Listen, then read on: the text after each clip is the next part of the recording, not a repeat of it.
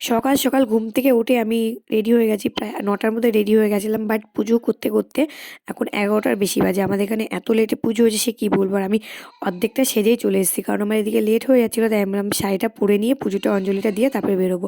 এ দেখো আমি রেডি হতে গেছি আর একটা কাকা পাশে চলে এসছে। আর আমার দেখো আজকে আমার সাথে কী কী ঘটেছে কী বলবো। আজকে আমি টিকিট মানে স্টেশনে এসেই টাকা ছাড়াই ট্রেনে উঠে পড়েছি, মানে কোনো টাকা নিয়ে আসিনি।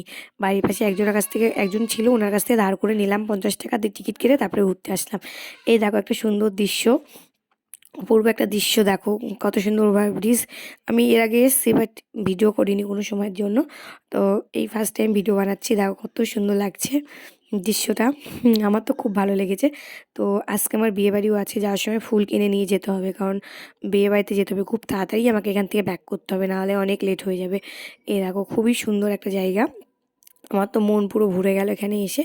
তো এই ভিডিওটা আজকের দিনে সরস্বতী পুজোর আজকের দিনের ভিডিও আমি পার্ট 2 আর পার্ট 1 করব, কারণ এটা পার্ট 1 করলে আমার সুবিধা হবে। তো দেখো আমি এখানে দাঁড়িয়ে আছি, দাঁড়িয়ে দাঁড়িয়ে দেখছি কত লোক এসছে, আর এখান থেকে চা খাবো, কারণ প্রচণ্ড চা খেতে ইচ্ছা করছে আর কি। তো ফাইনালি ফুচকা খেতে চলে আসলাম। আজ এত তাড়া ছিল কিচ্ছু খেতে পারিনি। তো ফুচকা খেয়ে সোজা বাড়ি চলে যাবো। তো চলো টাটা, দেখা হচ্ছে নেক্সট পার্ট 2 এ।